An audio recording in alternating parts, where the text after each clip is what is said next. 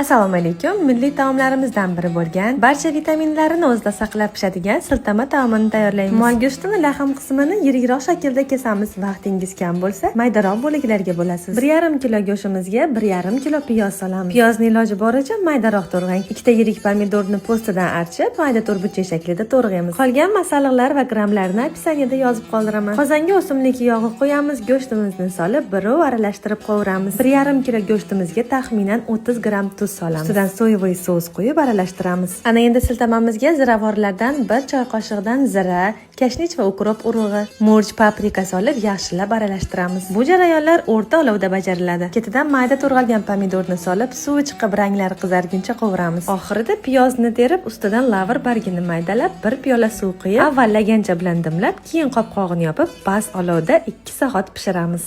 Bu siltamani suvini ko'ryapsizmi? 2 soat davomida piyozni suvi chiqib, yog'ib ketibdi. Go'sht esa og'zingizda eriydigan darajada pishgan. Koni foyda bo'lgan, oqsilga boy bu siltamadan siz ham hojangizga albatta tayyorlab turib ko'ring azizlarim.